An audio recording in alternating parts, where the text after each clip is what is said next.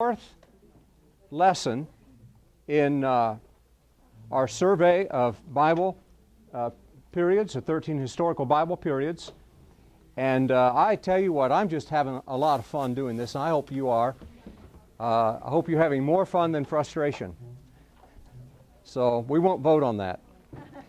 But I am so excited because there have been a number of you that have shared with me that you're going back over, you're relearning the books of the Bible, refreshing something back up. And boy, that's just good for all of us, isn't it? And a number of people have expressed that you have been able now to think your way through geographically through the Old Testament. And I am excited about that. That really is a good thing for us. Tonight, we're going to do a little review. As I've said, there isn't anything you get hit with once. And I would also like to say that because of the nature of the classes, if you feel that you cannot write fast enough to keep up, you will hear it again.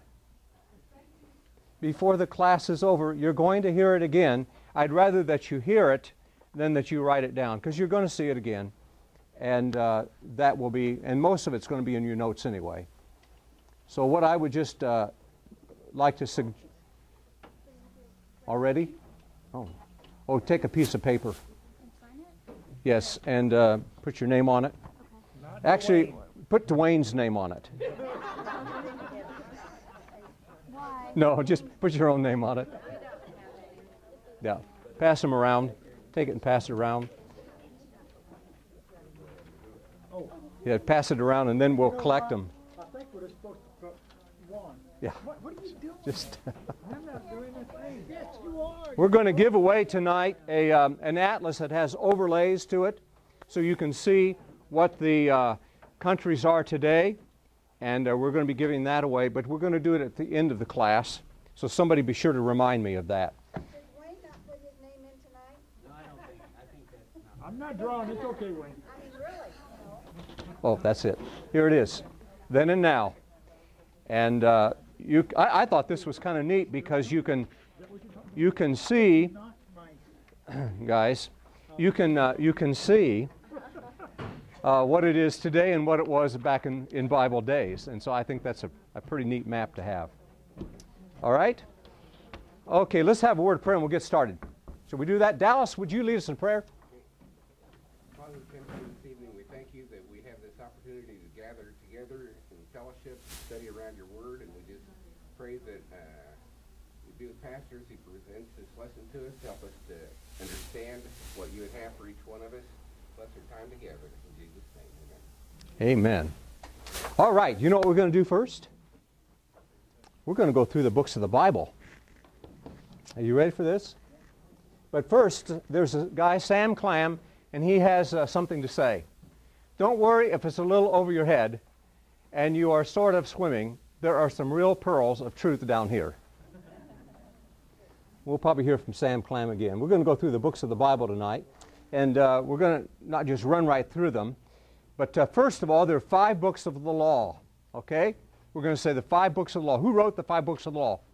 Moses. They are Genesis, Exodus, Leviticus, Numbers, Deuteronomy, all right? After the books of the law, we've got 12 books of history. 12 books of history, okay? And the way I've laid it out, you've got 3 on that side, and you've got 3 on this side, and you've got 3 sets of twins, okay?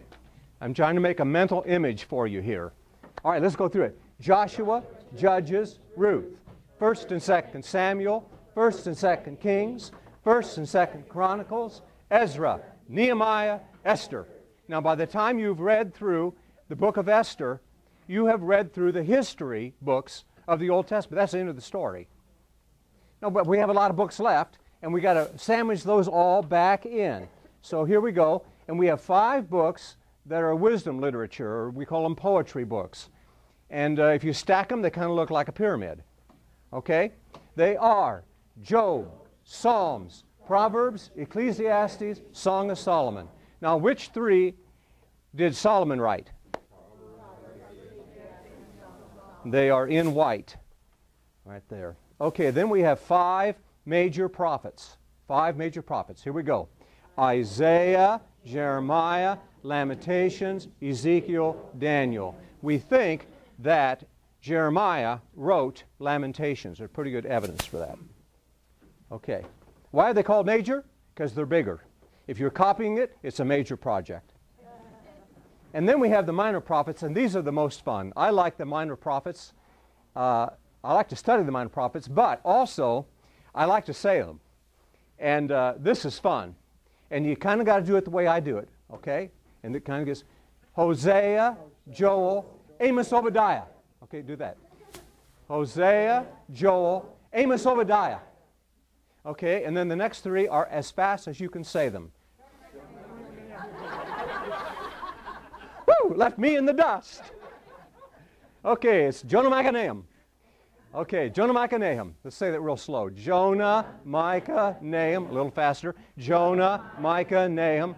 Jonah, Micah, Nahum. Jonah, Micah, Nahum. Jonah, Micah, Nahum. Jonah, Micah, Nahum. Jonah, Micah, Nahum.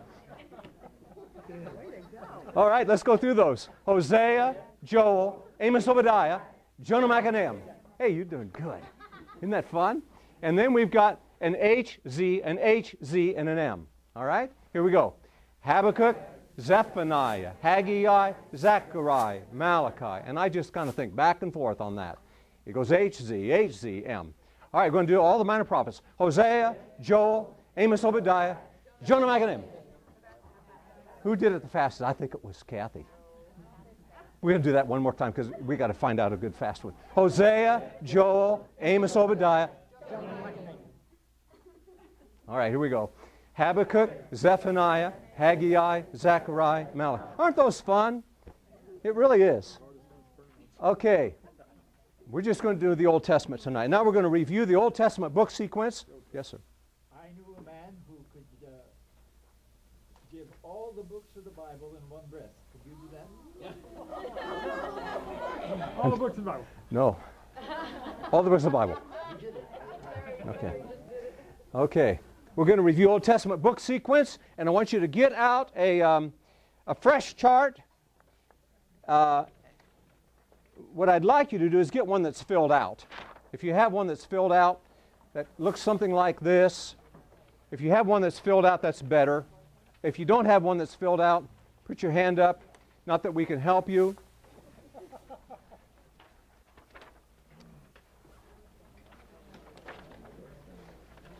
We have a few of them, and so if you don't have one, get one out that's filled out. I don't want to have you spending time writing it out. We're going to review. Okay, anybody still needs? They come in various forms. Pass that back down. They come in various forms. Would you pass this backwards? Anybody else? Old Testament book sequence. You can look on right there with him. I got like 3 of them. You got 3 of them? Yeah. Okay, the first thing, now I did list some, I started listing some of the 13 Bible periods over the side. Don't worry about that. If you don't have that in your notes, don't worry about it, because we'll get you a copy of that. Okay, what we're starting with is Genesis, and Genesis would be from creation to what? That's our first thing that we're looking at, creation to Abraham, and the second would be Abraham to the Exodus. So Genesis covers quite a bit of period of time. All right? And during, at the time of Genesis, we've got the book written, probably during the time of the patriarchs. And then the next book that moves us along historically in the yellow is the book of Exodus. And so Exodus picks up kind of where Genesis leaves off. Actually, Exodus picks up the story for us. And then they go to Mount Sinai in Exodus, and that's where they get the book of Leviticus. The things in the book of Leviticus happen. All right, now, then we're going to add Numbers. Numbers moves us along. And about the end of the book of Numbers, Deuteronomy happens, and Moses gives the law to the second generation. Okay? Moses gives the law of the second generation. what happened